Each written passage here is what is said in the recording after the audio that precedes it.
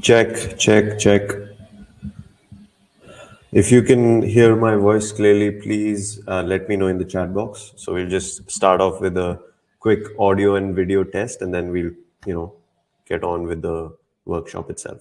So requesting around, we have 23 members today. So kindly, if you can hear my voice, just please use the chat box, and you can reply with a Y as in yes, that audio and video and audio so far is clear.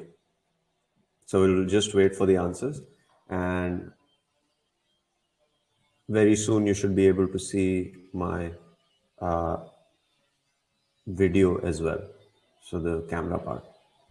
Great. Perfect. So as we're starting out, I basically have a poll going on in your chat box on the right hand side. So just trying to understand sort of what, how much experience we are coming with, so that accordingly we can, you know, tailor or modify some parts of the content. So if you could please fill that poll as well, that would be very helpful. Okay, perfect. So audio is clear. I think video should also be clear by now. And wonderful. Perfect. So let's get on with it.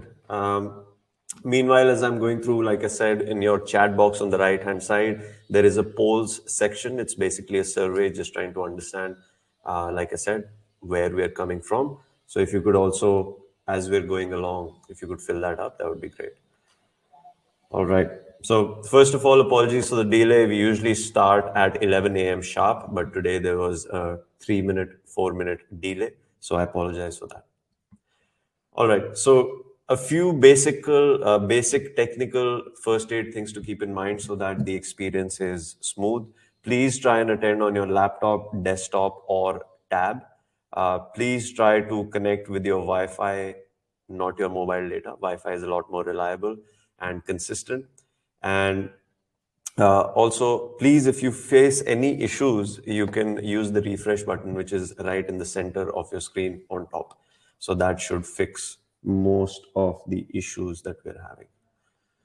Right. That said, there are some suggestions for maximizing your experience. Because you've taken out the time, I want to make sure that it's as useful as possible. So please put your phone on silent mode. Please try to sit on a in a space where you won't be disturbed by maybe your children, maybe your family, you know, all of that.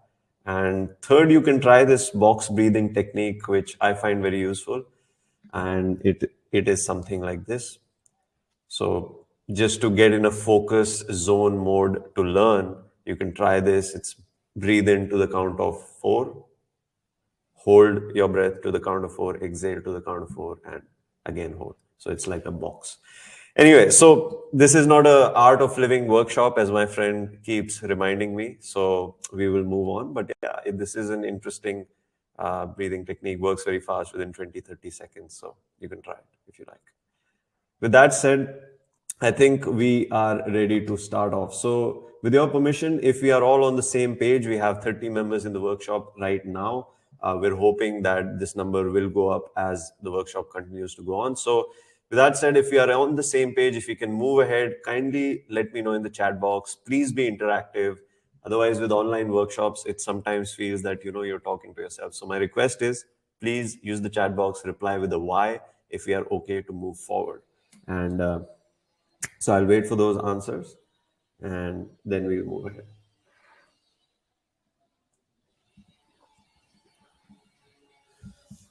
Perfect. All right. So there are two kind of elements to why we're doing what we're doing. And as you may have noticed, this is something very specific. If you are relatively longer in the stock market, you will notice that people don't really go into specific industries and try to, help people get competence in analyzing one type of stock. So, in that sense, it is kind of different. But why we're doing this, there is an inside part in terms of like there is a story part, my personal experience, and then there is logic, right? So you have to have both in order to have, in order to use this approach.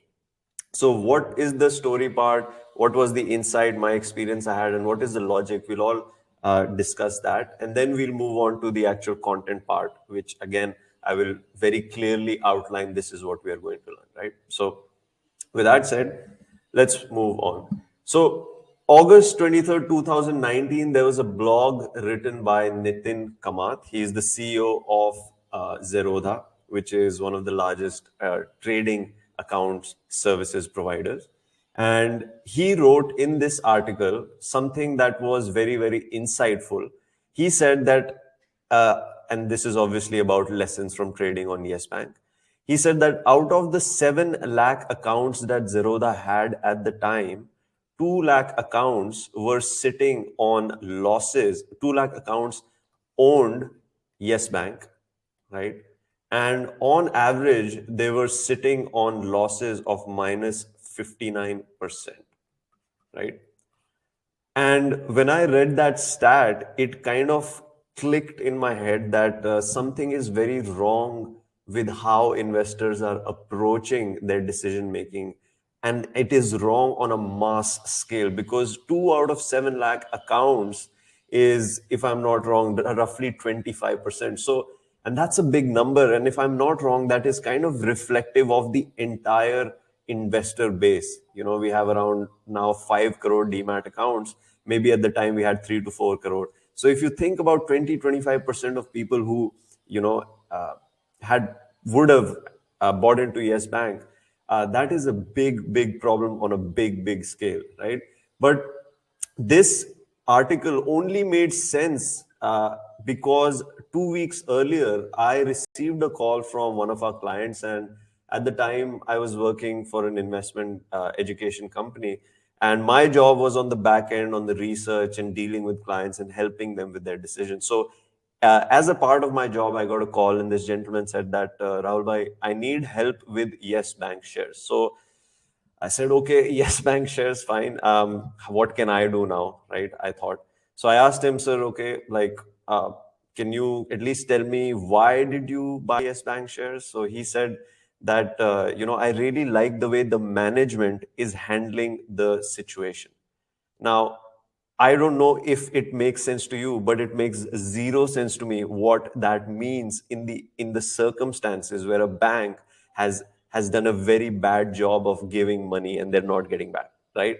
So with that context, I was like, yeah, I mean, I don't know how to reply, but I thought, okay, fine, we all mistakes happen, not a big deal. So I asked him, how much of your portfolio have you invested in Yes Bank shares? Right? Just to try and understand how much damage this decision can do for him. And he said that there was a silence, first of all. He didn't say anything for couple of seconds. Then he said, I've actually bought 20 to 25 lakh, 22 to 25 lakh worth of Yes Bank shares. And that is 80% of my overall portfolio. And when he said that, my I don't know, it was one of those insights, one of those things that happens, experience, whatever. It's hard to describe in words, but it really shocked me that people are making such decisions on so much, a big part of their wealth, based on nothing. And it is really weird because this kind of decision making happens only in the stock market, right? It's not that he was not an educated person. It wasn't that he wasn't a smart person. I know he was a very intelligent person because he was working for an IT company in Bangalore at a mid-level kind of management. He was a very smart person, right? But something happens when we come to the stock market. Either it is our expectation, it is something, either it is the fact that the prices are always moving. Something happens and we start to make decisions on just absolutely weird ways of thinking, right? It just doesn't add up. And that's what's unique about the stock market, but that's also what creates an opportunity for investors who are willing to be patient, who are willing to invest, who are willing to kind of cut through the noise and relax and see and figure things out instead of jumping, making impulsive decisions, right? So this whole experience kind of made me think that what if we can help at least a section of the investors make better decisions. And that's where this whole thing started. So this was the story angle of it. This was the experience, the emotion part where I felt, okay, maybe we can actually help people there. But the second question arises, if you're going to find, help all of that, that's great. But why banking, right? Why banking sector? Why not any other sector? So to answer those questions and the logic part, all of that, what I will do is right now I'll outline the steps in the workshop so that we're very clear the kind of sequence that we're going to follow. And we shared 2 videos in our WhatsApp groups and in our emails when you signed up, when your seat was confirmed. And these are 2 critical emails because they kind of outline that process as to why we're doing this and why banking and all of that, right? So my question is, have you seen both these videos? Because there were pre-workshop mandatory videos. I'm sure some of us have, some of us haven't. So could you use the chat box and let me know with why if you have seen both the videos, and N if you have not seen them. So just so that I understand how much time we want to spend on these 2 videos. So we'll just wait.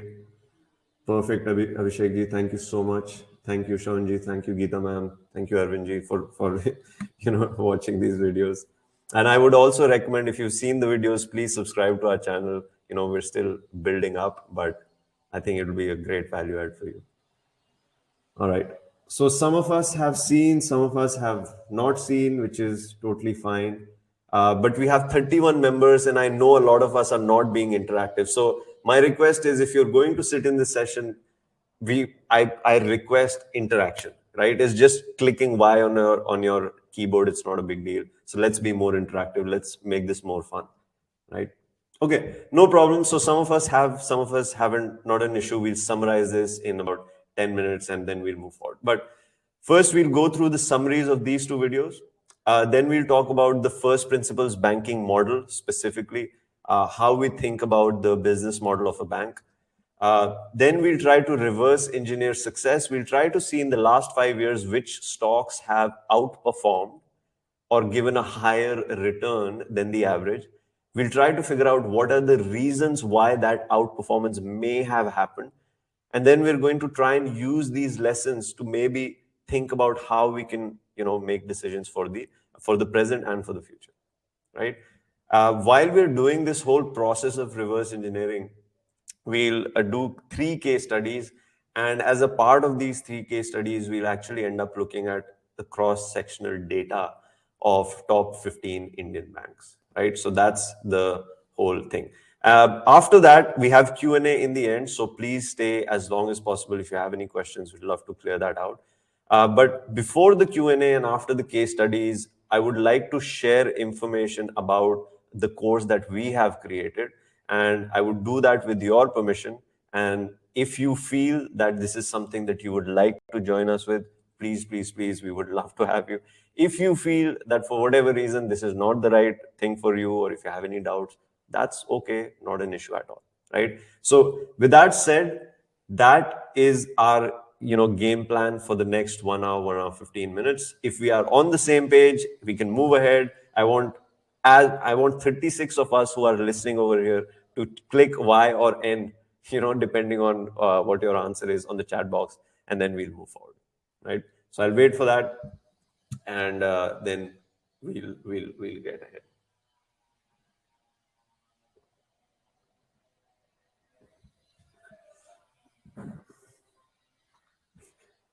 So Arpit Arora ji has sent me a private message. He's like, how much is the course for? I think you don't have to worry about the price. It's not that big of a deal. What's more important is that you align with the philosophy that we are sharing. If that aligns with, if that makes sense to you, the cost and everything we'll obviously share, right? So that's not a secret. But I'm saying focus on what we have right now. When we come to that section, of course, we're going to share all the details, right? Perfect.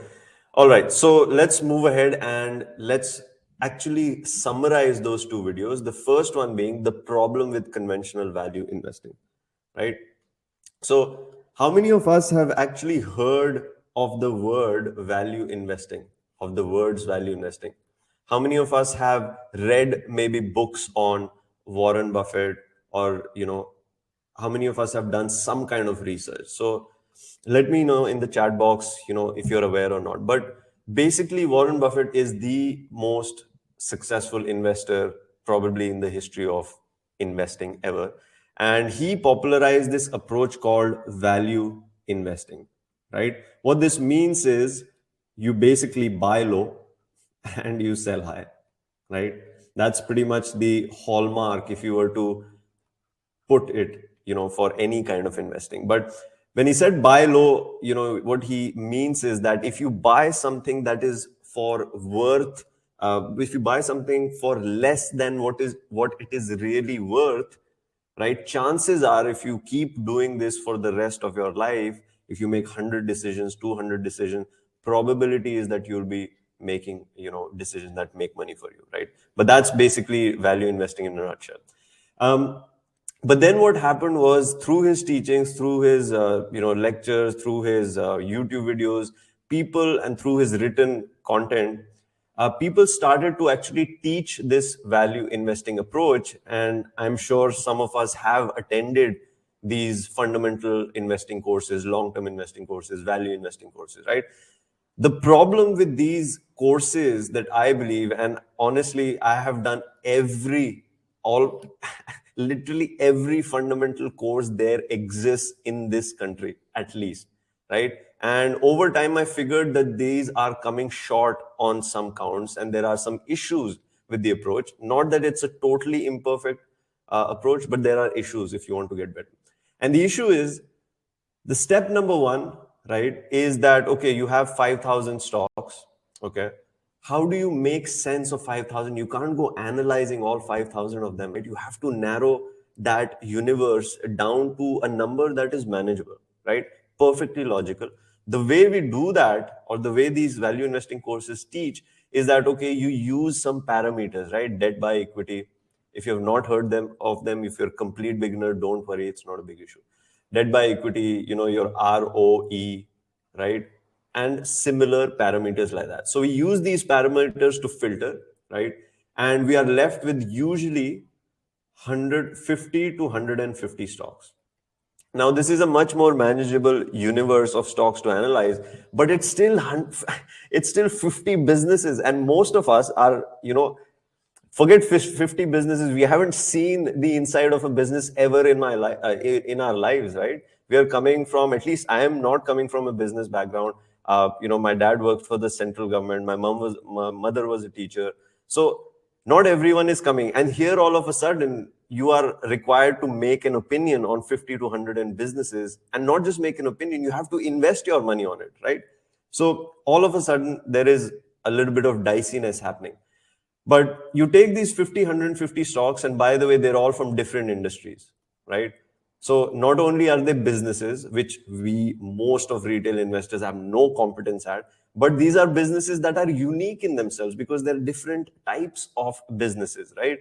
So FMCG business will have a different competitive dynamic. It'll have a different cost structure. It'll have different unit economics. It'll have a lot of things that are different, right?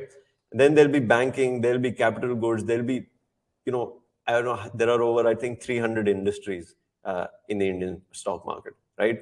And so they're all unique in some ways. But what happens is, these courses say, okay, you take these stocks, you apply this moat analysis, okay? And they say, use the same type of analysis on all of the industries without appreciating the fact that these are unique businesses, right? Then you do a moat analysis. What is a moat? Moat is basically the idea that a business needs to have some sort of protection so that competition cannot attack the business, right? Very normal. If you're doing well, you have a business, your neighbor sees, okay, this guy is getting rich. What is he doing? He tries to copy you, lower the price, blah, blah, blah, and takes away your business, or at least can damage your business. We don't want a business like that, without a doubt, right? There should be some form of protection around it. How can you get that protection? There are different ways. Maybe you can be the low cost producer, lowest cost, so nobody can fight with you on the cost side. Maybe you have a network that is so large, and if you can reach even the most remote parts of the country through your network very efficiently. Maybe you have a patent, maybe you have an excellent, maybe you have the best guy in the whole industry as your CEO. That is a competitive advantage. So there are many ways, right?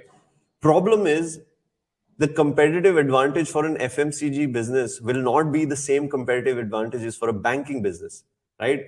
But these courses don't teach you that, right?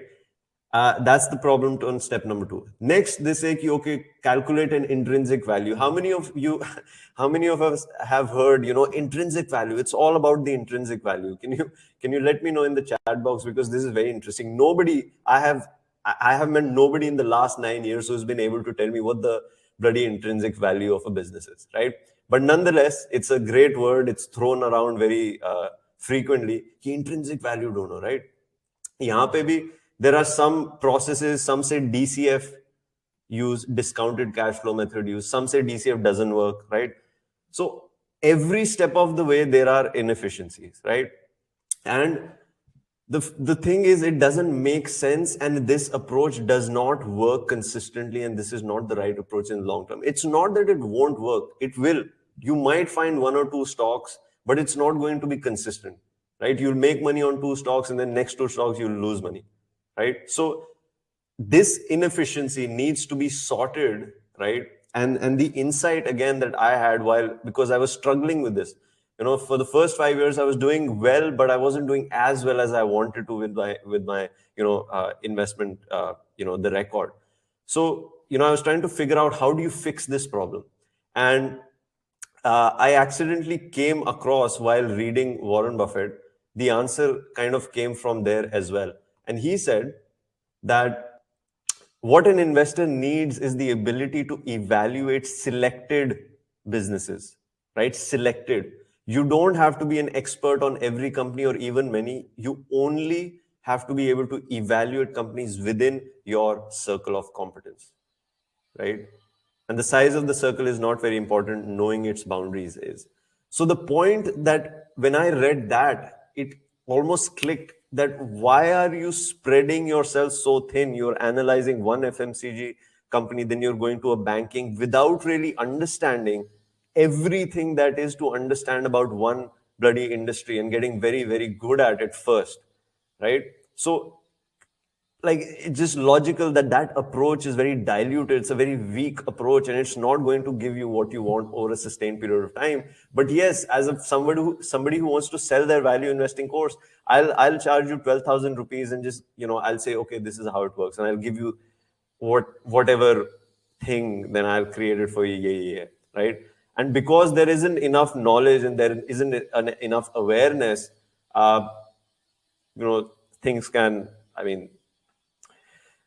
that's why people end up buying these courses. Not that they're totally wrong, but I think they're not the best approaches. That's all. I think there is a need to evolve. That is all, right? So yeah, so the idea is you need to be good at evaluating very selected businesses. You don't have to be good at analyzing all types of companies. If you get very, very good at one, if you focus, right, become great at one thing, that's a starting point. And then you can replicate with other industries. Nobody's saying that you only have to do it with banking, but it's a starting point, right? So that's that. So that was the first website, the insights website. That was the first video and the insights that I had. And these are the lessons. And this was the kind of summary of the first video. So if you haven't seen it, again, I would recommend that you please check it out in your own time and subscribe to our YouTube channel as well while you're doing that. Now the question is, okay, if you're going to focus on one industry, if you want to sharpen your focus and get very good at one thing to begin with, right? Why should you start off with the banking sector, right? Like we just discussed, why banking? And the reason is that we actually right now, there are very solid reasons why banking sector is going to, create wealth in the next 2 to 3 years, just because of there are some very structural factors that are pushing the whole industry, right? What are those factors? What are those reasons? This is what we've discussed in the second video. So the first reason is that low credit penetration. When I'm using the word credit, I simply mean loans, right? And when the word penetration, it means that if we have, let's say, X number of total households in the country, as you can see, only 15 to 20% of households actually have access, right, to formal credit. What is formal credit? Basically, loans given by institutions, banks, NBFCs, cooperative banks, small finance banks, whatever, that are regulated by the RBI, right? So only 15 to 20% of households actually can get a loan from a bank, an NBFC, a small finance bank, or any of those institutions, right? Which means, why is that important for us? Why is that interesting for us as investors in the banking sector? The reason it's important is because if this is the playing field, अगर ये हमारा playing field है और इसमें अभी only this part of the market or the playing field has been captured by the existing industry, it means we have a large space for growth, right? And if we can find those well-run, well managed, and that can grow, those kind of companies, those kind of banks or NBFCs, that's how you make money, right? So that's the first reason. The second reason why banking sector is in a great position right now is because of the declining NPA trend. Now, I'm sure most of us over the last few years have heard about this NPA issue that was plaguing the Indian banking system. And as you can see, NPAs were kind of, sorry about my handwriting, not the best. But so NPAs were increasing till 2018. And since then, there has been a declining NPA trend. Why is that important? Why is that relevant? Why is that an opportunity? Okay, let's understand. So sales minus expenses equals profit. Can we say that? I think if in a very, very simple term, if we can, kind of write down what the income statement is, it's how much you earn, how much you pay, whatever is left is your profit, right? What ends up happening is when the NPAs are increasing, this expense part becomes higher, right? Or starts to increase much faster than the sales is increasing, right? Why is that a problem? Of course, as you can see, the simple equation, if your sales are increasing but not as fast as your expenses, obviously that is going to squeeze your profits, right? So if sales are kind of stagnant or slowly increasing, but expenses increases much faster, your profit is going to get squeezed, and that's what happened. So over the last almost 7-8 years leading up to 2018-19, the Indian banking sector was in a really, really bad position because of this reason, right? Why do NPAs happen? NPAs happen when banks don't do a good job of assessing who to give the loans to, who not to give the loan, right? And 75% of these NPAs, or majority of them, were actually, 75% of the NPAs were from public sector banks, right? And that's just a fact. I know there is a lot of very touchy issue about public sector banks. My cousins work in public sector banks, many of them. I have in total respect. I'm just saying that the fact of the matter is that PSBs are not as efficient, and there are many reasons for that, right? So we won't get into that debate, but the problem is this NPA issue peaked in 2018, and since then it has been coming down, which means that profitability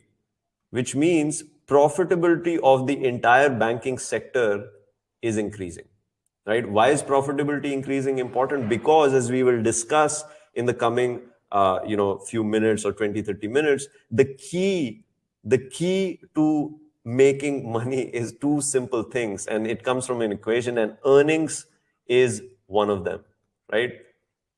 As your earnings increase, there is a very high probability that the price of that stock will appreciate, right? And we'll explain why, how and all that happens. But that's the second reason. Third is that smartphone and internet revolution. So why is that important? Why is this relevant? So what has happened is, one of the biggest problems with the banking industry is that only 12 crore people have formal income documentation. only 3 to 5 crore of our citizens actually file ITRs, which means a majority of the country has no, like, as a bank, I have no way of assessing whether I can give you a loan, will you pay it back to me or not? There is a huge gap between what we can assess and what's out there. And maybe some people, or a majority of the people, or a section of the people who might not have income documentation, but maybe there is a way to lend to them. But up until now, as a bank or an NBFC, I had no resources, I had no way to figure out whether I should give that guy or lady or a woman or a man, whatever, a loan or not. That problem has been solved to a large extent and is being solved continuously because the increased use of smartphones and internets. What that has done is that now banks and NBFCs can kind of use huge amounts of data on the phone. I mean, one example is your UPI data, right? So even though you might not have formal income documentation, the bank will use your UPI data, see the kind of volume, the kind of flows of money coming in and out. Who are you paying to? What kind of purposes are you spending your money on? They'll check whether you're paying your Airtel bill or your telephone bill on time. They'll use all other kinds of data. So there is huge amounts of data that was never, ever available, but now it is, right? Which means, again, the efficient, the smart, the well-run banks and NBFCs can use all of this, right? And kind of increase their market share, increase their business, and as a result, increase their profitability. And as a result, as investors, we make money, right? So that is the third reason. And as I said, along with all of this data, we now have the expertise to actually manipulate that data, to understand that data, to use that data for, in this case, for lending purposes. So this is a screenshot from a startup called Lending Card. And here they say that we use 5,000 plus data points to actually make a decision. Now, I don't know if they use 5,000 data points or not. Maybe they use 2,000, maybe they use 10,000. I don't know, right? But the point that I'm trying to make is that we have huge amounts of data, right? That is helping banks and NBFCs make better decisions about who to lend to, who not to lend to, right? Which is, in the long run, that's great because you can lend more safely, which means you can lend more and you can also get most of it back, right? And that's the whole game as far as the bank's business model is concerned. So that's the fourth reason. The fifth is just a trend that I don't think it is very surprising. In the year 2000, public sector banks had 80% of the total market share of the total loans that were outstanding or given in the entire country. 80%, right? Fast forward to September 2021 or December 2021, they're down at 59%. Private sector banks had 12.5% share, and over the last 20 years, now they're at 36. So this has gone up nearly 3x. This has actually declined to about 25%. And also foreign private banks or foreign banks, they've also lost share. So the winner clearly over this long-term trend is the private sector banks, right? So that's something to bear in mind. And again, if we can find out which ones of these to begin with, NBFC is another whole big universe. But I'm saying if you're just talking about banks for the purpose of this workshop and for the purpose of keeping things a bit more simple, we can figure out what are the banks that are doing great, and we can invest in them depending on the risk reward kind of analysis. But that's another discussion. So these are the trends that are already happening, right? There are a section of lenders that are more efficient and they're grabbing market share, right? It's a fact. It's happened. It will continue to happen. Maybe the pace at which private sector banks steal market share, because as you can see, in the last 5 years, 2015 to 2020, nearly 16% of the market share private sector banks grabbed, right? But over the last 15 years, they went from 12 to 20. So majority of that share grabbing actually happened in the last 5 years, and there are plenty of reasons for that. It's because most public sector banks couldn't really lend. because they had NPA issues, and they basically didn't have money to lend, which means the market was open, which means the efficient, well-run players were able to take the market, and that's how they grew their market share, in short. So that's happening. And the sixth reason why we believe there is a very the banking sector is going, is at a time where great things can happen, is because if you look at historically, this is credit growth or loan growth, right? Month on month. If you can see the average, literally, maybe not the last decade average, but by and large, if you look, 15% is kind of the spot that we should be aiming for at the very least. And right now we're at 8-9%. And this number of 8-9% credit growth is not sustainable. It's just not sustainable. So if you want to have a 5 trillion economy, if you want economic growth to pick up after this COVID shocker that we had, we're going to have to increase the credit growth, and the government is doing everything that it can, and the banks are doing obviously everything they can to increase that credit growth. So these numbers are not sustainable, and as the cycle picks up, things are going to improve. And already, as you can see, there are signs of improvement already, right? So again, there is a huge scope for improvement. And finally, maybe you don't want to believe me that banking sector is going to do well or not, but here's Morgan Stanley. Maybe Morgan Stanley has more weightage, I guess, but we've been trying to say this for the last 6 months, last 1 year. But Morgan Stanley recently, in January 2022, last month, they came out and said load financials, right? Basically saying that banking sector is the one to look out for over the next 2-3 years, right? So that was basically the logical part of why we believe the banking sector is a great way to start right now, right? Again, it's a start. We don't have to stay restricted to just one sector. Once we get very good at one thing, then you add. That's how you build your skill set, right? You focus on one thing, you become very good at it, then you add on to that, then you add more things, and that's how over time you become better, you become more skilled, and you become, as a result of that, you become richer, right? So with that said, I think we've taken slightly long time, but I wanted to make sure that this is clear. So if we are on the same page, if you could kindly use the chat box and let me know that so far things are clear. If you could use a Y, you could just reply with a Y, that would be wonderful.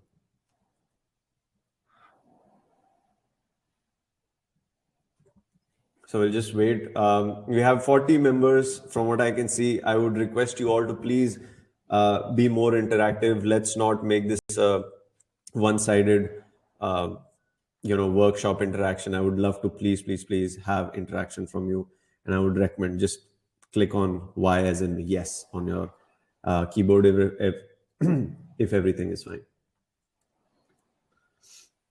Perfect. Again, I see a lot of people who are maybe being lazy. Please, let's be interactive, okay? All right. So what I'm going to do now is we're going to move to. I'm going to slightly digress, go slightly off topic for 2-3 minutes, maybe 4 minutes, but it will all make sense, right? So I want to talk about this gentleman. His name is Dr. W.E. Deming, okay? And Dr. Deming. Excuse me. Just give me 1 second, please.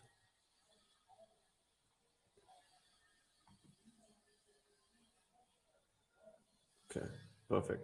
So Dr. Deming was a very interesting person because in the 1950s, he actually gave a 7-day lecture to JUSE, JUSE is JUSE, Japanese Union of Scientists and Engineers, right? He conducted a 7-day workshop, and the topic of the workshop was how to increase productivity, how to increase the quality of your manufactured goods, at the same time, how to decrease the cost, right? So that was basically the topic. And by the way, remember that in the 1950s, Japan was dealing with the aftermath of the Second World War, right? So Japan was just trying to get on its feet. The country was pretty much decimated. And in that context, this man, came and again, he gave this workshop, right? Uh, a week or a month later, he gave another 1 day workshop to 45 of Japan's leading industrialists, all the top CEOs, all the promoters, all the company, blah blah. 45 of these people, right? So clearly there was value in what he had to say. But as a result of his teachings or as a result of the ideas that he shared, it is believed that over the next 30 years, what Japan became the Asian miracle that we call, and we know now that Japanese goods are one of the most high quality goods, right? Uh, this is what happened, right, as a result of his teachings, where this was the inflection point, 1950. And this is the trend over the next 30 years. This is only till 1960. And again, this graph is only for camera production, but this trend is kind of representative of almost all the other industries, be it automobiles, be it shoes.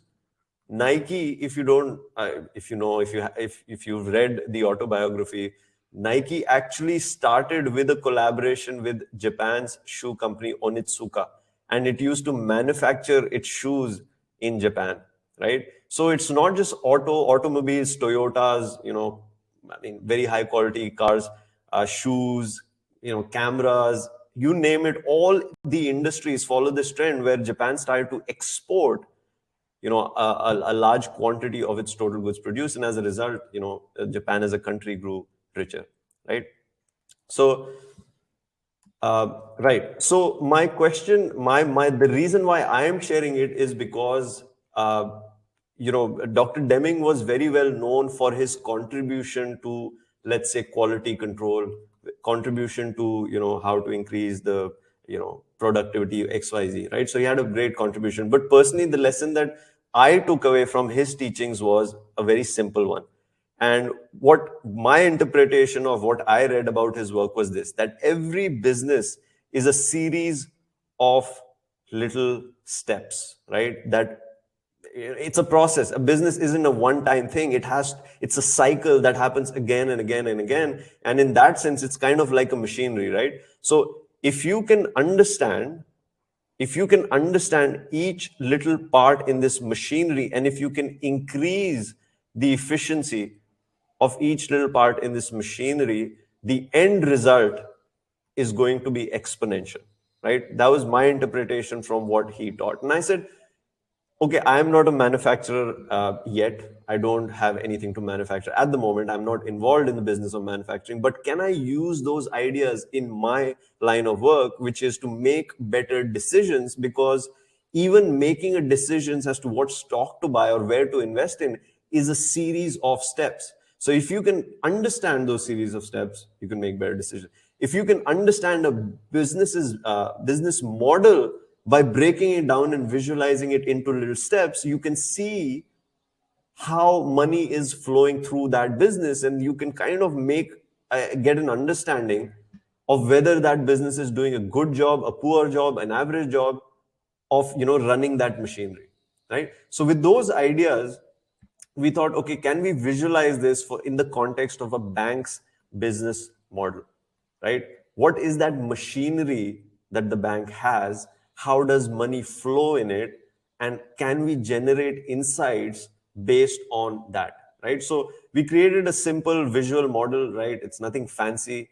It's pretty straightforward, and I'd like to share that with you, right? So let me explain. So the key here is, how is money flowing through this machinery, right? So step number one is the bank has to raise money. It has to get money from somewhere. Now, there are different sources of getting money. One is equity, where if let's say all 37 of us start a bank, where the promoters, we'll put in our money to start off with the bank. That will be the equity. Then the bank can raise money in the form of deposits. So when we put money in the bank, 1 year FD, 2 year FD, 3 year FD, whatever, that's a form of it's in a way we are lending to the bank, right? So this is how the bank raises money. Once that money is raised, it is sent to, let's say, for the sake of simplicity, a central location. This is, let's say, the headquarters, right? All of that money is physically, for simplification, shipped to this, taken to the central location, where then the credit team comes into play, right? And the credit team say, okay, I'll take that money, and then we'll try and lend it. We'll figure out what are the specific markets, what are the locations, what are the customers, what are the kind of loans that we want to give, right? And then they'll lend it, right? This basically is the bank's business model, right? Where the bank borrows money at X percentage and it lends at Y percentage, which should be higher, right? Obviously, if you're borrowing at 5, you lend at 9 or 10, whatever, but that gap. And one of the top line indicators of efficiency, or how much juice a bank can extract out of this whole business model, is how much gap it can maintain between what it lends at, what rate the bank is lending, and the rate at which it is doing the borrowing at, right? So that's the first thing. But anyway, so the money comes from here, it goes to a central location, then the credit team says, guys, go out, find out who wants the loan, who do we want to give the loan, all of that. You do the assessment, check the documents, do the whole process, and give them the money. Once you have given the money, once you have given the loan, sanctioned the loan to your customers, different types of loans overall, then you're going to start getting paid in the form of EMI, right? This is going to be your sales or interest earned, right? In the context of banking, there is nothing known as sales, because you're not really selling anything per se. And again, that is one of the reasons why you cannot use the standard tools or the standard ways of analyzing a stock for the banking sector, because it is such a unique kind of business model that thinking just doesn't work, right?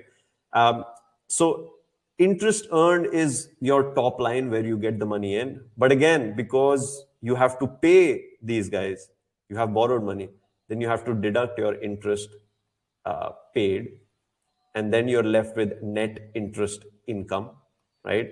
Like I said, this gap between lending and borrowing, that is the first indicator of efficiency, right? And similarly, then there will be other expenses, operating expenses, XYZ expenses, blah, blah, blah. Then you'll have your profit.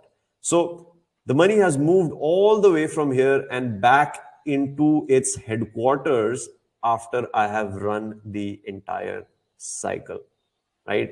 That is the flow of money as it moves within a bank's business model. Now, question is, how do you use that flow to understand how one bank is better than the other, right? Very important question, very great question. Let's try and kind of go one level deeper. So we already know how the money flows. Now let's talk about, actually, let's say we raise 100 rupees, right? What happens to these 100 rupees as it moves through the bank's, this whole machinery that we have? So 100 rupees is borrowed, let's say at 5%, whatever. Then it is shipped to the headquarters. On the headquarters, there are two teams. One is the liabilities team, which is basically taking care of this unit of the business. And the chief liability officer, let's call him for simplicity's sake, as soon as he gets the money, the first thing he does is he said, look, I have to give 22 rupees out of these 100 rupees to the RBI. Okay. Why? Because RBI is, RBI knows how banks can behave in the sense that we have a long history of, at least since 1930s, we know why banks fail. And yet banks have continued to fail over the last 80, 90 years, right? So RBI knows that banks can become very aggressive, and so it doesn't want to allow the banks to lend each of the, or every rupee of the 100 rupees that the bank is raising. So what it says is, keep 22 rupees with me as a capital buffer, or forget capital, as a buffer, so that in the case of any emergency, anything happens, as a depositor, if they come and want to withdraw their money, it shouldn't be like, oh, paisa to hai nahi because sara de diya, right? So how will you give that depositor the money back? So RBI says, as a way of being conservative, because we have learned from 100 years of making mistakes in banking, what I want you to do is 22 रुपए मेरे पास, ठीक है? अब 22 रुपए, 22 rupees are gone. Now what you have remaining, फिर chief liabilities officer tells the chief credit officer कि boss, अभी अपने पास out of 100 rupees I have 78 rupees now. अभी तुम देखो 78 rupees को कैसे, कहां और किस रेट पे lend करना है. So then the chief credit officer, again, I don't know if there's a post, but I'm just simplifying things. So chief credit officer says, okay, fine, I will take this 78 rupees and I will lend it, right? Where will he lend it? Depends on the bank's business model. Some will lend more in microfinance, some will more dominant in passenger vehicles, some will be more dominant in consumer durables, some will be more dominant in housing. Usually the big banks will have a combination of all of these, right? A big bank will, the HDFCs, the Kotaks, the ICICIs, the SBIs, they will have like a portfolio that will have all the different types of loans, right? Again, so this 78 rupees has now been given as loans. Now, again, let's track the flow of money and how it's moving, right? So this 78 rupees, once you have given, now you're going to start earning an EMI on that. Let's say, for example, this is 10%, right? 10% would be 7.8 rupees that will flow right to my income statement, right? Because that's where I get my interest and that's where, that's the flow, right? Once I get the 7.8 rupees, right? This is my interest earned. But you have to remember, I have to pay 5 rupees out of that, right? So I will deduct my 5 rupees from here, right? So interest paid, right? Similarly, then I'll be left with 2.8 rupees of net interest income. Really sorry for the bad handwriting. I will try to improve on that, but I apologize. So 2.8 rupees is what my net interest income is. And like I said, this is the first indicator of efficiency, how much juice a bank can pull out. So the real way to analyze, the first thing we can analyze about efficiency is how much net interest income a bank is earning as a percentage of its total assets. And assets would be on this side. For a bank, there would be two main assets. One is the loans they are giving. A loan is an asset for the bank, obviously. And then there are branches, my physical infrastructure, right? So if I have, let's say for simplicity's sake, 78 rupees, or let's say if I have assets of 100 rupees and if I'm earning 2.8, for example, it means that my net interest margin, my top line indicator of efficiency is 2.8%, right? Now, in isolation, whether 2.8 is good, bad, we can't tell. But when we compare with the rest of the players, we can clearly see that this bank is able to, extract 2.8% of juice from its total assets. There is another bank who's able to extract 4.1% juice out of its total assets. So, of course, I can say that that bank is doing a better job of maintaining that gap, right? So that's one way that you can begin to see and compare from bank to bank, right? But by the time this whole flow happens, interest earned, interest paid, all the expenses, and again, what really I retain after I have run the entire cycle, I've paid everybody, what I have left is my profit after tax. And this profit after tax is added back to my core business, right? Now, my question to all of us who are here, we have 38 attendees. My question to you is, if you can give me an idea of what percentage of the total assets I am making as profit. Anyone going to give an idea? If I have 100 rupees of assets, how much of that I am making as my profit that I'm really retaining back into my business? Anybody would like to comment on that? We'll just erase all this for simplicity. So money comes in, lends here, goes to the income statement, all my expenses paid. Now I have PAT. Anybody want to comment on what percentage of my total assets I am able to earn and retain, right? So Raji says 22%.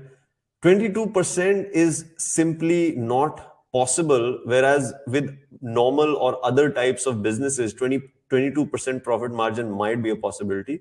With banks, it's simply not possible for the simple reason that borrow kiya 5% pe, lend at 10%. First of all, your net interest margin or should be similar to 5%.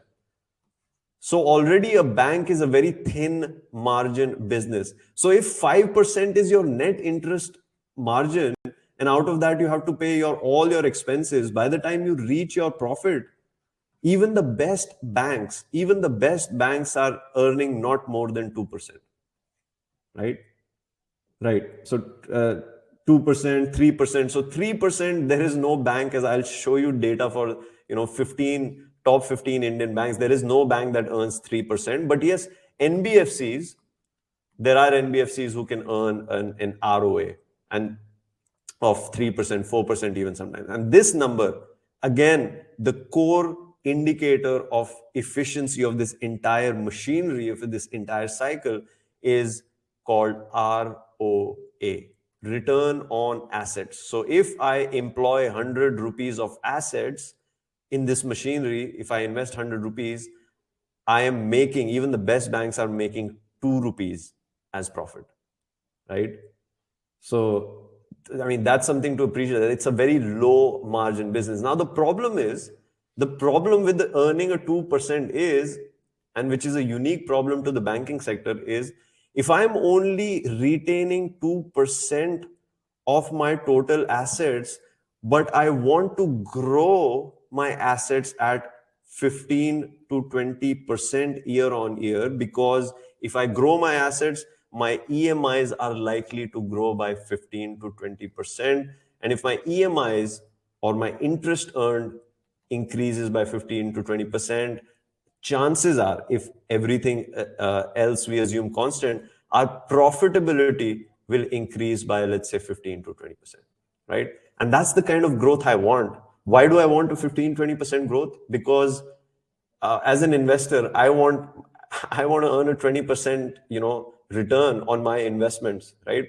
And some of you might be thinking 20%, that's too low. Well, the fact is that Warren Buffett, who's the world's greatest investor, has been earning for 68 years now, year on year, 20%, right? So maybe this can be the first lesson for us who are complete beginners. If you can earn 20%, you're a king. It's not, I mean, believe me, if you can earn 20%, you're probably the top 0.5% of the investors, not just in the country, but probably worldwide. So 20% is a big deal, right? And the only way that the price, or the chances that the price of the stock of our investment will increase by 20% is if the profitability increases by 20% year on year, right? For as long a period as possible. So that's why if I'm only retaining 2%, but I want to grow at 15 to 20%, where do I fund my growth?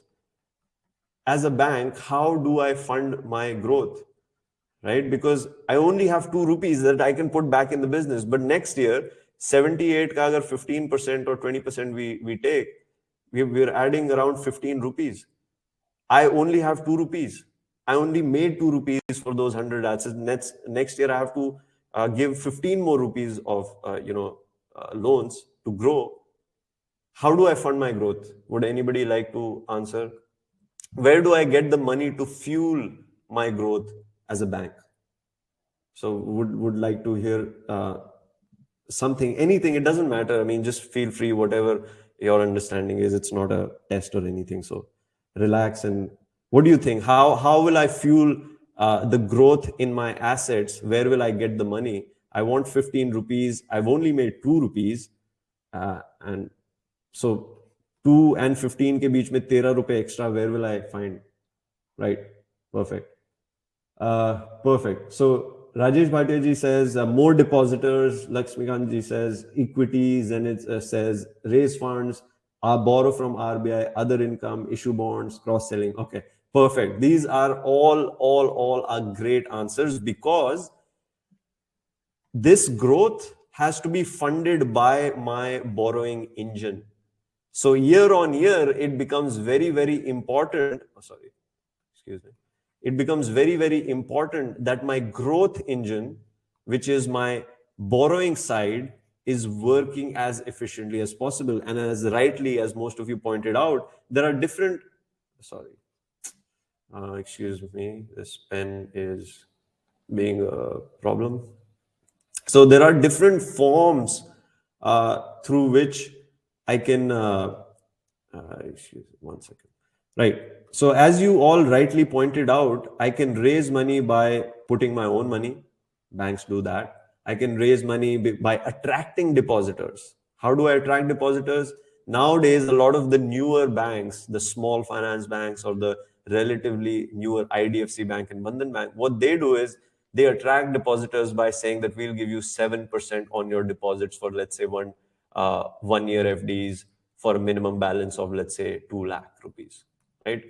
So whatever kind of slab they want to raise money in, so they'll offer these kinds of rates. So equity, depositors, borrowings, banks can borrow from the RBI as well, although that is usually not more than 10-15% of the total borrowing.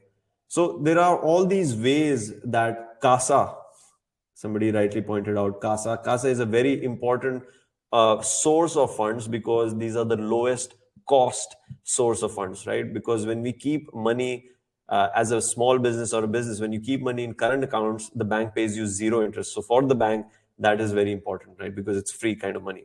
And then there are savings accounts, as mostly salaried people or individuals who are not businesses will keep some money in their savings account. Banks pay relatively lower on savings account versus the deposit. So anyway, this whole combination is what makes up the borrowing side. And if we want to fuel our growth, if we want this entire cycle to kind of grow year on year at 15 to 20%, my borrowing side is a very important key part, because that's where I'm getting all the fuel, right?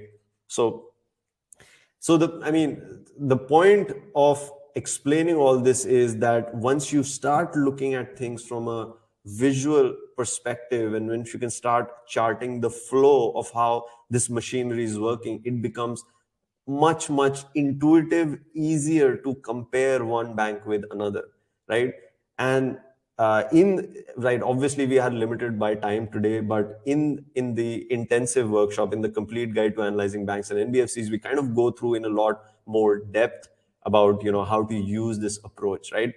And personally, when you think of it like that, you don't have to remember any ratios. You don't have to memorize anything. Nothing is it's not effort, it's not rote learning, it's all effortless, because you understand intuitively how things are moving in that system, right? So anyway, so that's basically the idea of the first principles banking model.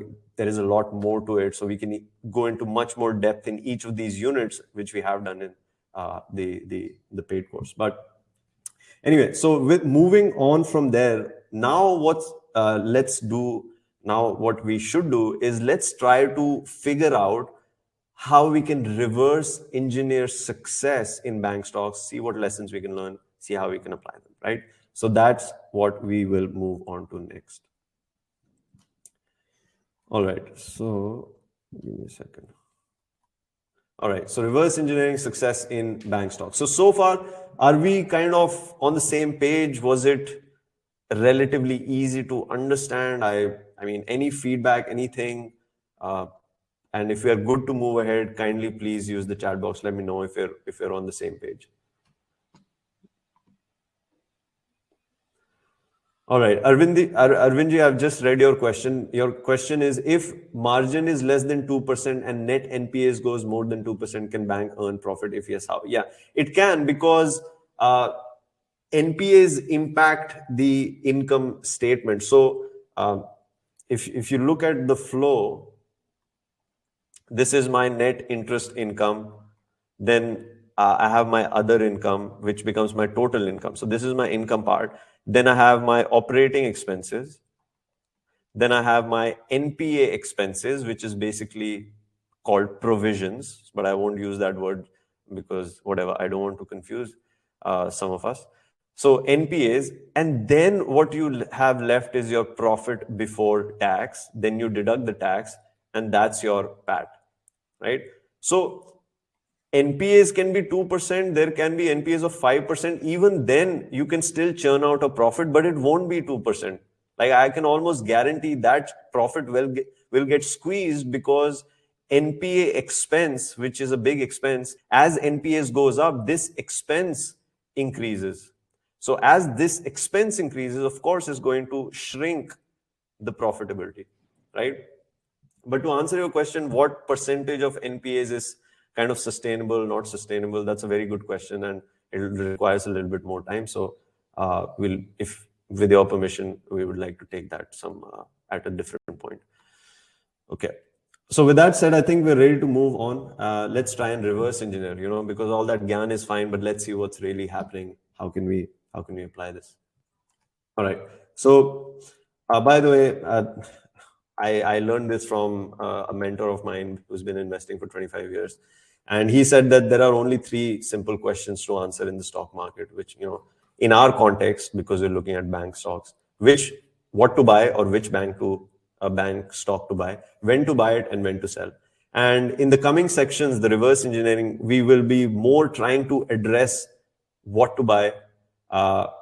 Unfortunately, we won't be able to address these parts because of a lack of time. But these are basically the 3 key questions that any investor needs to answer in order to sort of, make better investments. So with that said, let's have a look at the last 5 years of HDFC Bank, Kotak Bank, and ICICI and compare that with Nifty 50. Okay.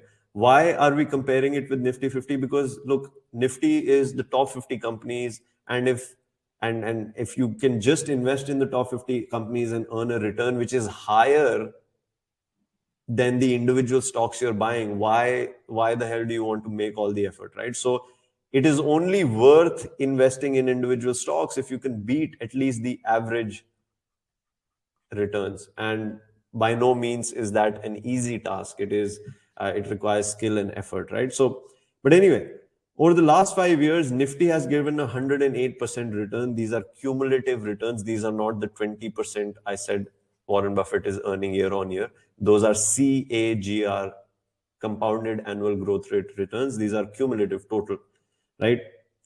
HDFC has earned 153%, Kotak 157, 193. So all of these banks have beaten Nifty, which is exactly what we want, right? Great. Now let's try and figure out why. What factors, why have these banks been able to beat the average? Why are these companies performing better than the average returns? What are the reasons, right? And in order to question why price of these companies appreciated more than the average price of 50 companies, what we are really trying to ask ourselves is that why does the price of a stock move up or down? Because if we can understand the factors that move the price of a stock up and down, we can maybe come one step closer to answering the question as to why these specific companies have given a better return than the average Nifty 50, right? So I hope this is perfectly logical. It makes kind of sense, right? Because if you want to know why a stock is beating the average, I want to know why does any stock beat the average? Why do stock prices move up and down, right? So in order to understand that, the answer lies in the answer as to what factors impact the movement of price of a stock up and down. It can be summed up in one equation. And that equation is one of the most cliched one of the most common equations in the stock market, and I can almost guarantee that at least 90% of us have heard of that ratio or use that ratio. Chances are most of us use that ratio incorrectly, but can anybody would like to comment? The most cliched equation in the stock market is PE ratio, right? P ratio is price divided by earnings, right? If PE ratio equals price divided by earnings, it means that price equals PE, or I can write, if I take earnings to this side, I can say price equals earnings into PE ratio, right? And that is the golden equation, but P ratio should not be used. Like, there is contextual use of P ratio, where it is useful, where it is not useful. As far as what we are discussing, the context, we are saying that price of a stock can only and only move up or down as a combination of earnings changing or the PE ratio changing. These are the twin engines of what makes a successful investment or what makes a terrible investment or what makes a yes bank. These are the two things that, sort of move the price. Now, question arises if price is a function of earnings and P ratio, how are these related? What are the dynamics between the two? Let's try and understand that a little bit, right? Because earnings is something that is much more fundamental. It doesn't change every day, right? Earnings of a company is declared once every quarter, but price is still moving between that quarters up and down, sometimes even 30% up, sometimes 10%, all of this. There's a huge variation. So in the short run, earnings has a somewhat limited impact in the short run. In a 3-month period, in a 6-month period, even though earnings can improve, the majority of the difference, majority of the impact is made by PE ratio. Okay. And PE ratio is a number, let's say 20, let's say 25, let's say 30. PE ratio, the way to think about it is a summary. If you can condense if you can condense the story of the business, what people believe, what are the prospects, order kahan se aa raha hai, director change ho raha hai, auditor nikal gaya, us पूरी story को अगर हम एक number में condense करें, that is the PE ratio. So in that sense, the PE ratio is especially in the short run, dependent on a huge variety of factors that have to do with what people believe about that business. Now, let's take an example. So IDFC Bank, couple of months ago, there was a news that IDFC has 2,000 crores of exposure to Vodafone. Vodafone was on the brink of bankruptcy. It got saved. But when the news came out, IDFC stock dropped by, I think, 8 to 10%, if I'm not wrong. Maybe more, maybe less, but you get the idea, right? So that is a change in the P ratio. That is a change in the sentiment of what the market believes about IDFC Bank, right? Another example, RBL Bank, about a month or two ago, RBI placed its director on the board of RBL and the CEO quit, right? Now, we don't know what happened inside, but that spooked the market. As a result, RBL Bank's stock went down by minus, again, 10%, 8%, something like that, right? You might hear a news in the market that, let's say, some crane company that leases crane has an order book of 1,000 crores that they have received, which means that in the long run, the profitability might increase. And so the market, as a result, chances are that the stock price will. So these little things keep happening, in the short run, and honestly you cannot control them, you cannot predict them, you can't know them, right? So in that sense, the PE ratio is somewhat, you can't really do much with it other than accept the fact that the stock price will move up and down. It's just how it is. That's the nature of the game, right? But beyond that, what could a PE ratio of a stock tell us? Let's say there is a bank that is trading at a 30 PE ratio versus a bank that is trading at a 20 PE ratio. What is the difference? The bank that is trading at a 30 PE ratio, maybe around 30, kind of like this, it means that the market, that overall the market, the buyers and the sellers and the participants, everyone believes that this bank that is trading at 30 P ratio is a better story, right, than the bank that is trading at a 20 P ratio, right? It just means that the prospects, that I am much more confident about the prospects of this business, and that's why I am willing to give it a higher valuation in terms of as measured by PE ratio. Not the best way to talk about valuation, but just for simplicity's sake. So what that means is I'm saying I believe more in the growth prospects and the future and the sustainability of this company that's trading at 30 versus the company that's trading at 20, right? So those are some of the things to keep in mind. In the short run, earnings will have little impact. In the short run, PE ratio will have a high impact, right? Because just the variability, anything can happen, any news can happen, blah, blah, blah. In the long run, earnings are absolutely the more, reliable kind of factor. And that's why, whereas P ratio, it doesn't really impact that much over a long period of time. Now, how do you define a long period of time? Could be 3 years, 5 years, 10 years, 20 years, depending on the context. And, but that's another discussion. So in the long run, we want to focus on earnings. And as an investor, your key job is to figure out what will happen to the earnings going forward in the next 2, 3, 4, 5 years, right? So there are very few or simple fundamental questions to ask. A, will earnings increase?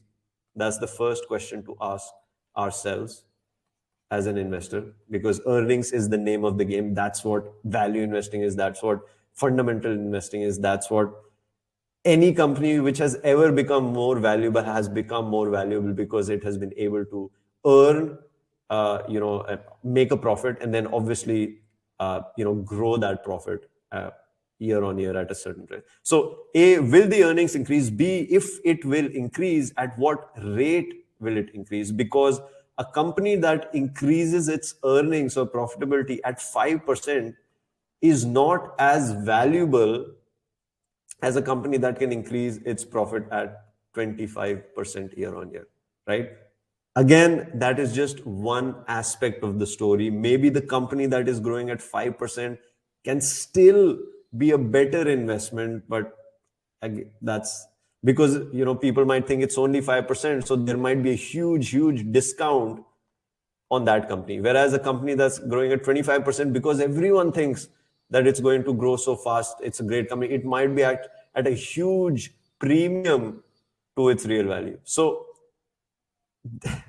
there are combinations that need to happen. But in this section, what we are trying to say is that earnings and PE ratio are the two twin engines that actually define, how much stock price will move, over a certain period of time. So now the next question, or the very key question that we should be asking ourselves, is what factors impact the earnings itself?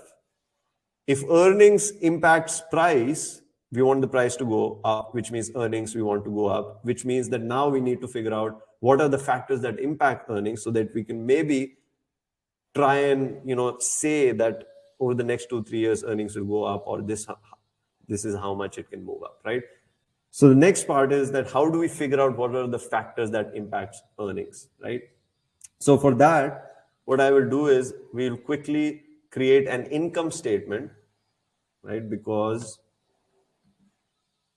sorry.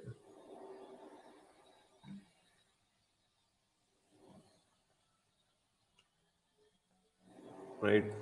We are running a little bit late on time, but let's try to do this. So the simplest kind of income statement, is that sales minus expenses equals profits, right? So we discussed that. And by the way, what we're going to do is, as we go through this flow as to what factors impact earnings, we'll kind of also decide the three main key ratios that we will be using to conduct the three case studies that are coming up in the next 5 minutes, right? So coming back, so sales, there is nothing known as sales for a bank, as we have discussed. We have interest earned, right? The first expense or the major expense we have to pay, the first or major expense we have to pay is the interest, interest paid. We are left with net interest income, right? And like we discussed, this is the first top line indicator, because as a bank, you want to have as much gap between the interest earned and interest paid as measured as a percentage of total assets, right? So net interest margin, this would be the first top line ratio we will use to do the case studies. We will use to conduct the case studies. So net interest margin is net interest income divided by total assets, right? Meaning, out of my total assets, what percentage of it I can earn as net interest income? In other words, how much juice can I extract out of 100 rupees of assets? The higher, the better, right? Again, there is context. Not always the higher net interest margin is better. And we'll discuss that when we get to the case studies part. So now you have net interest income, then you earn income in the form of other income. This is basically, I issue a credit card, the bank takes a charge. You spend money through your credit card, the bank takes a charge. You want to withdraw money from the ATM, the bank charges. You want to use that bank's ATM on another bank's ATM, the bank will charge, and both of them in some cases will charge you. If you want to send money abroad or receive money abroad, the bank will charge you. So if you don't maintain a minimum average balance in your account, the bank will charge you. So all of that, basically fees, commissions, all of that comes under other income. This becomes your total income. From your total income, now you've got to pay your salaries, because you have hired thousands and thousands of people. A percentage of that force, the employees are sitting in the branches. A percentage of them are sitting at headquarters.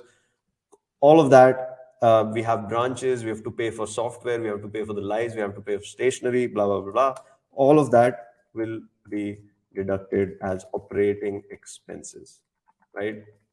And keeping expenses low becomes extremely critical in a bank's business model, because as we discussed, it's a very thin margin based business, because you're lending at 5, you're borrowing, lending at 10, you're borrowing at 5, and you're left with 5%. So out of that 5%, now you have to take all your expenses and all that. So in a low margin business, cost can be the critical factor that can may make or break a company to a large extent.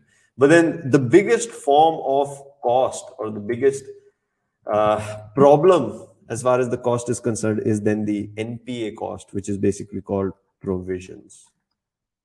Provisions is just another fancy word of saying that you gave money, you didn't get it back. Now you have to pay from your own pocket as a bank, because the depositor still needs their money, right? So I am deducting the amount that I didn't get back from the guy I lent to from my income, because again, it's the depositor's money, right? So then you have after you've deducted these two key expenses. And by the way, the second key parameter we're going to use is for the NPA, which is the GNPA, gross non-performing assets. We can discuss what that means. Then you're left with profit before tax. Then you deduct the tax, right? And you're left with profit after tax. And the third key ratio that we will use to do our case studies will be ROA, which is basically how much profit after tax you're earning as a percentage of total assets. So for every 100 rupees of assets that you have employed in this machinery, what kind of profit can I actually generate from those 100 rupees of assets, right? And like we said, even the best banks can, earn about 1.92%.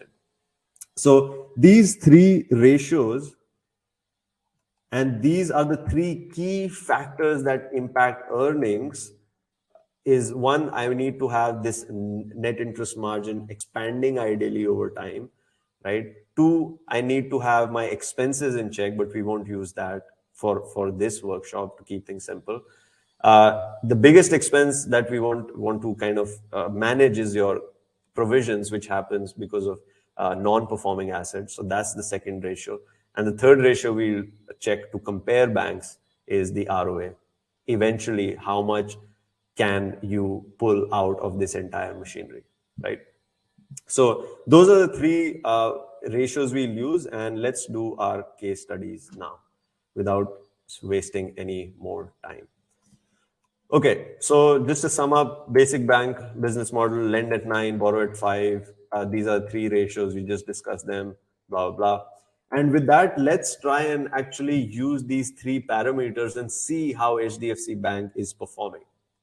So in this chart, what you have in front of you is the net interest margin, which, sorry, one second. So what we have in front of us is the net interest margin that we discussed, which is an indicator of top line efficiency. As you can see in the left corner, HDFC is consistently above 4%. Kotak is consistently above 4%, but with a little bit more variability. ICICI has not even touched 4% until March 2021. Recently, in the last 2 quarters, it was at 3.954. So there has been an improvement, and we'll discuss this when we talk about ICICI's case study. And almost no other bank is actually able to earn a 4%. And even if they are, it's temporary, like City Union Bank. By the way, very interesting story. Founded in 1904, has been paying dividends for 108 years straight. Predominantly a Tamil Nadu-based bank. Interesting. But yeah, right? So minus that, and that too for 2-3 years, there's absolutely no other bank that can actually earn a 4%. So 4% is actually a big deal, except this guy over here. And this guy is Bandhan Bank. Now, question arises, why is it when nobody is able to touch 4%, what is so special about Bandhan Bank, and how is it that they are able to earn 8, even 10%? And that has to do with the business model that Bandhan Bank has. Now, Bandhan Bank lends to the bottom of the pyramid. Bottom of the pyramid is obviously a much higher risk customers. These are also unsecured loans, because usually, clients or customers or citizens in that, income group usually do not have assets to, use as collateral. So these are unsecured loans, which means that they are riskier, right? By virtue of the customer base that Bandhan Bank is kind of catering to. What that means is that Bandhan Bank ends up charging a 17%, kind of a rate of interest on its loans, right? Which means the difference between 17% and usually it can borrow at 5 to 7%. So the gap between the two is much larger. But obviously, we have to appreciate that if you're lending to the bottom of the pyramid, the risk is also higher, which means that although your net interest margins are higher, you can get impacted, as we talked about over here. So this line, this section of the whole flow of money, because you have money and then it's kind of being deducted dire dire. So this is where the major impact can happen when you take on too much risk, right? So that's the reason why Bandhan Bank is earning 8 to 10% kind of net interest margin. They're extracting 8 to 10% juice out of every 100 rupees of assets, right? But obviously, they recently had a very bad quarter. They had losses of around 2,000, 3,000 crores. And Bandhan Bank now has changed its strategy. They're saying that we will move more towards housing loans. We will have 30% of our portfolio housing loans, and we will reduce our microfinance portfolio from 65% right now down to 30% until 2025, again, to reduce risk. So when that happens, of course, the net interest margins of Bandhan Bank will go down. So again, just trying to explain that behind the numbers, there is people, there are things, there are stories, there are reasons happening, right? So that's the reason. So again, coming back to HDFC, if you look at the gross non-performing assets, it's one of the lowest. This number, by the way, is for 2021, the latest numbers. Okay, so that's why they are showing in black. HDFC has one of the lowest, NPAs. What that means is, why is a low NPA so important? Because as we just discussed, if you have low NPAs, you get protected from this, which means you have to deduct a very small percent of your overall income, which means that your profitability can remain higher for a sustained period of time, and it can keep growing and growing quarter and quarter, which is what HDFC has done historically, right? So NPA is very, very critical to the whole story. Kotak has slightly higher NPAs, as you can see, but still, very manageable. Kotak is an, well-run bank. Kotak's strategy is slightly different. Kotak says, I'm not going to play the game that HDFC is playing, because HDFC became a bank nearly 10 years before Kotak. So the circumstances and the context in which Kotak came, it had to play a different kind of game. So Kotak said, no problem. I am willing to take on a little bit more risk, right? Obviously, I'll do that smartly. And for that risk, I know that I will have a slightly more impact on my asset quality. But because I'm willing to take more risk, my loan yields, my average percentage of loans at which I lend will be slightly higher also. So that kind of trade-off Kotak has made, as a result of which NPAs are slightly higher, but it's still a well-run bank. If you look at ICICI, of course, we know ICICI had problems. If you look at PNB, of course, looking like a rocket ship about to take off, we know the story over there. And you can see that the rest of the system is pretty much, not doing wonders here, right, as far as NPA are concerned. So, why is my pen not working? Sorry, once again. So basically, this is the kind of dynamics that are happening as far as NPAs are concerned. Now, let's in the next section actually talk about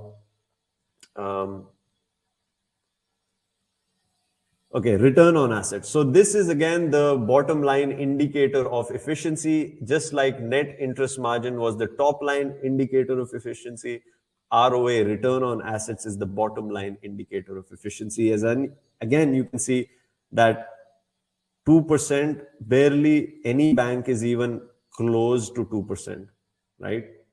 HDFC and Kotak have maintained it. Question is, why in 2016 Kotak ROA dropped? It's not because there was a drop in profitability or in the PAT. There was a drop in the profitability, but the reason was that Kotak acquired ING Vysya Bank because Kotak did not have any presence in the south of the country, South India. So as a result, when you acquire a new bank, there are a lot of costs, integration costs that are up-fronted, and Kotak being a relatively conservative bank, they took that hit in one go. As a result, the profit kind of declined, but it was a temporary decline, right? So again, it's not just the numbers. It's ideal to know why those numbers are moving, right? ICICI, of course, recently 2021, their profitability has done well, 1.42, still nowhere close to these guys, but improving nonetheless. And the rest of the players, again, are kind of doing their own thing, except Bandhan Bank. Bandhan Bank this year is going to have a much lower ROA because they had a huge loss in the September quarter. So these are the dynamics. Now, if we come back to the key thing that we discussed, which was price is a function of earnings into PE ratio, then let's have a look what happened to the earnings of HDFC Bank. And as you can see, between 2017 and 2021, HDFC Bank increased its earnings by 20.9%, which means if P ratio is kind of constant, then price should have gone up by roughly 20% or 18 to 20%. And that's exactly what happened. The price of HDFC Bank increased by 18.05%, which means the reason why there is a difference is because PE ratio might have declined slightly, and it has. Why has it declined? There could be a host of reasons. Is it a big deal? Maybe, maybe not. Maybe it's because HDFC was already at a much higher valuation in 2017 because all the other banks were doing really well. HDFC was standing out, so the market gave it a higher valuation. Maybe in the last 6 months, they had a credit card issue where RBI said that you can't lend credit, you can't issue credit cards for 6 months. Maybe that's why the market kind of, the sentiment kind of went down. Whatever it is, the point is that earnings and P ratio, a combination, is what drives the price, right? So those are the twin engines for what we, a potential multi-bagger stock, right? Now let's quickly move on to ICICI. I'm sorry, I will go a little bit faster because this workshop automatically ends at the 2-hour mark. It's just the limitation of the software, so I'll have to pick up the pace. Again, net interest margins for ICICI hasn't really touched 4%, but in the last 2 quarters, and the improvement has been slow and gradual, it has actually touched 3.95% and 4%. Right? We'll talk about why that has happened, what kind of factors have improved the performance of ICICI Bank. Right? Again, GNP ratios, we talked about. The ICICI went through a tough time. Things have been improving recently. ROA, again, 2021, 1.42, which was an improvement. But the key thing I want to show about ICICI is how and what factors have caused that improvement is we can divide the story into 2 parts. Up till 2018 and then 2018 onwards when the management changed, roughly around this period. So as you can see, the provisions, as we talked about, the expense because of NPAs increased from 4,800 crore to 17, so 4 times. Of course, that is going to squeeze the profitability, and it did, because profit declined from 8,000 crore to 6,000 crore. Still, the decline was not as dramatic as the increase in bad loan assets. And when the management changed, the strategy kind of changed, because although provisions remained higher than the historical average, and they remained higher and they remained consistent, what ICICI did was, the new management came in and said, guys, what we are going to do is we are going to increase the percentage of retail loans. Retail loans are loans given to individuals, and major category of retail loans is the housing loans or mortgage loans, right? So because of this strategy, the top line grew much, much faster than the major expense, which has kind of remained stagnant, because of which profitability really shot up massively, right? 3,000 crores to 16,000 crores to trailing 12 months, we have 19,000 crores, right? So those are some of the broad level changes that led to this change in the operations of ICICI Bank. And as a result, the market recognized this change. And as a result, you can see that over the last few months, ICICI has actually outperformed the stock of HDFC Bank. Why? Because the changes are much more dramatic for ICICI, because just the variation, whereas HDFC has been a more consistent kind of player, whereas ICICI kind of like went like this. And because the change was dramatic, of course, the potential for kind of making money was a little bit higher, I guess. At least that's how the market has been saying it. So because of those factors, things kind of earnings improved. And because earnings improved consistently for 3-4 years, 4th year happening, the overall sentiment, right, went up from 16 P ratio to 25 P ratio. Now, this is a kind of error, so ignore that, right? But by and large, 16 to 25, right? So as a result, as we talked about, price increases because of earnings and P ratio. And what we learn from ICI's example is if both earnings and P ratio can improve, which means P ratio should be at a level where improvement ka scope hai.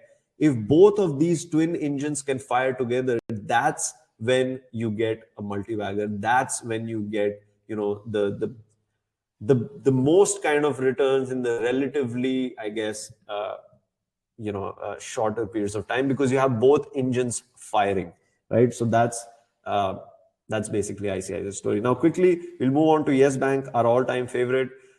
Yes Bank's, again, until 2018, net profit increased 3.5 times, which means that stock price increased from 100 to 375. Everyone thinks this is the best bank in the world. Rana Kapoor, champion. Then, of course, the IL&FS issue happened and things went bad.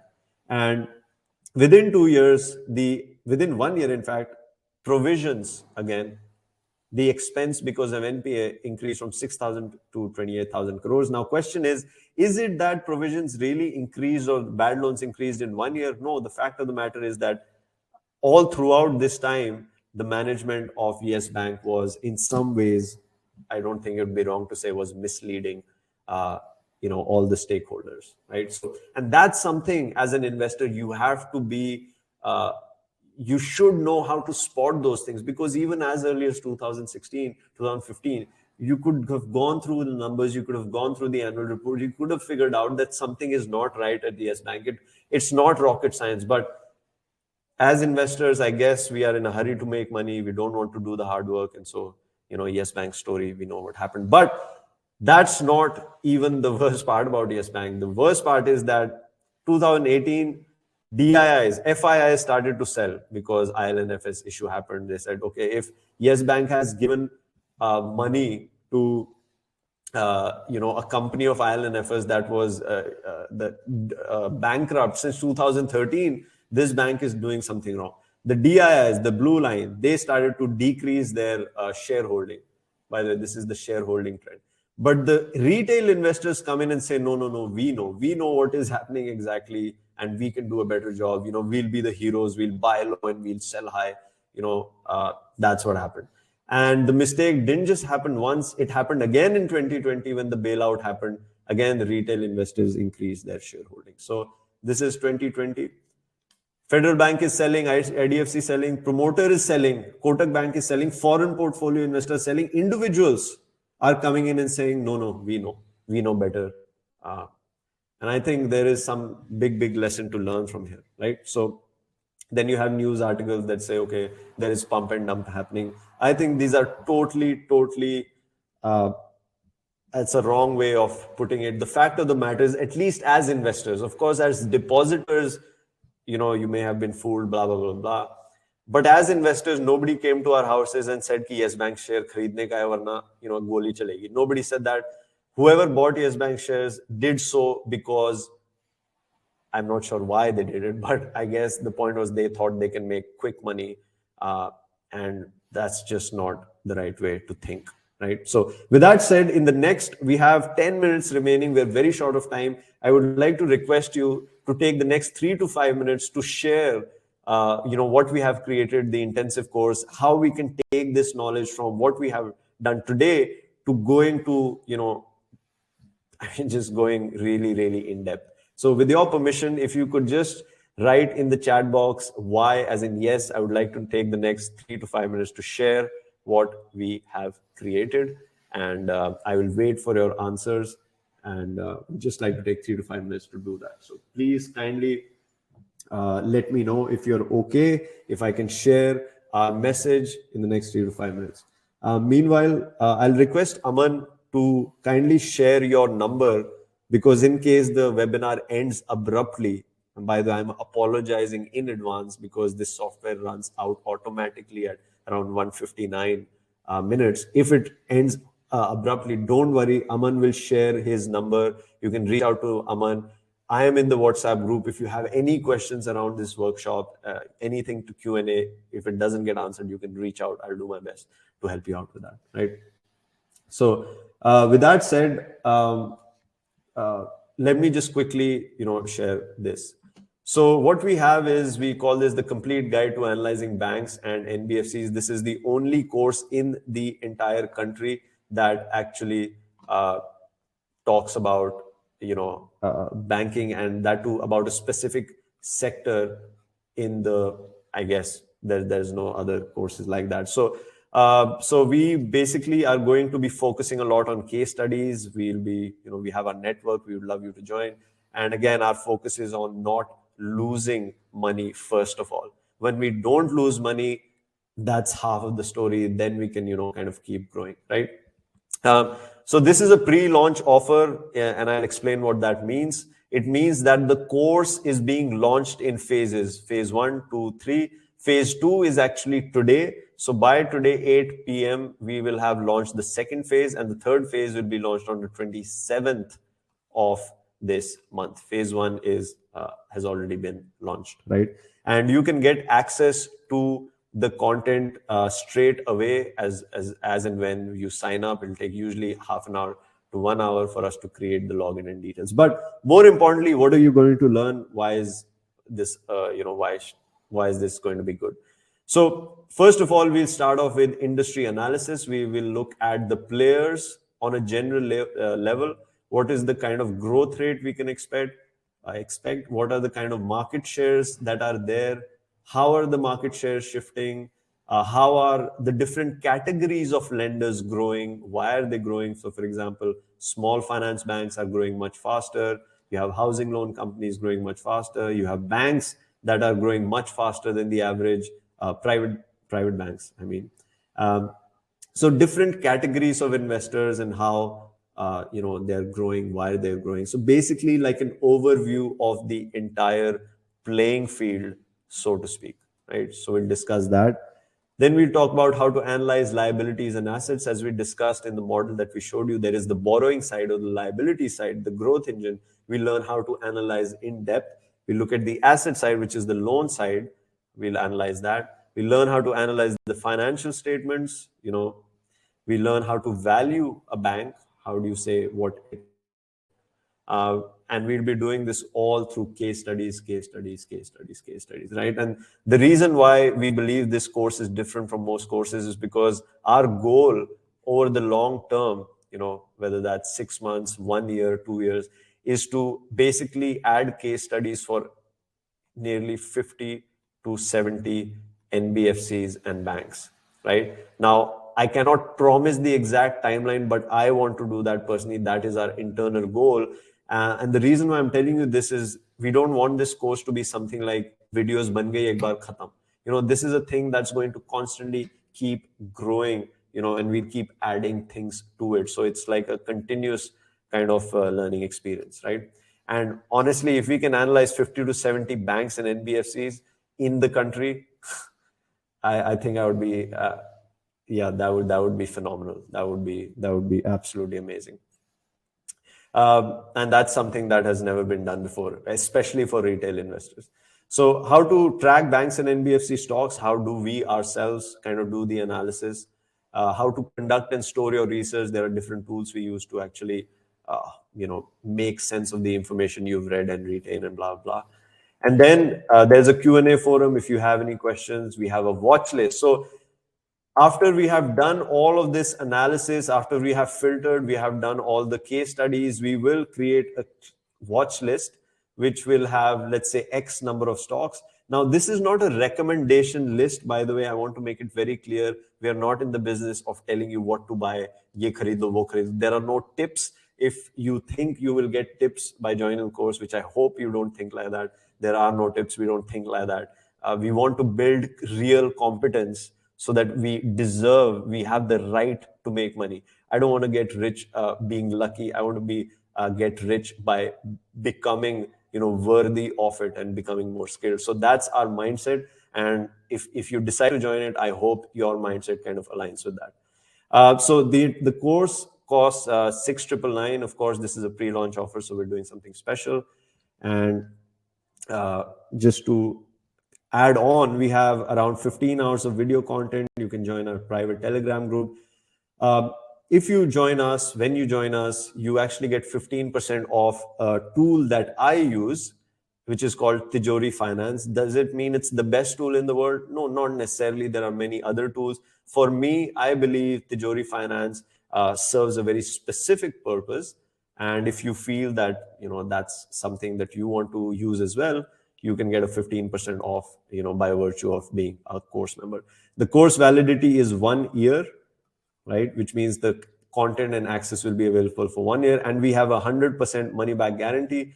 We actually have a 30-day money back guarantee because I don't want you to think this is a risk. Because when I invest my money, I want to make sure my downside risk is absolutely limited. And that's why, with the same kind of thinking, we want to make sure if you're joining us, this will be a 100% money back guarantee for 30 days. Anything happens, you change your mind, blah, blah, blah, you can get your money back. Now, when you enroll today, unfortunately, you have very less time. So I will release the offer in the chat box. So there will be a link. You can click on that and you can register. When you enroll today, you get a 64% off, which means that you can actually sign up for the course for 2499 as a part of our pre-launch offer. And like I said, if you change your mind, if anything happens, if you feel that this is not the right course for you, if any issue at all, you have 30 days. You have 30 days to consume the content, to look at it, to understand it, to ask questions, to do anything. And even then, if you're not happy that your money that you've spent in this course is, not well spent, if you don't feel like this was a good investment, you can ask for your money back. It's not an issue, right? I don't know what else I can do to make this an absolutely amazing offer. So you learn at basically no risk.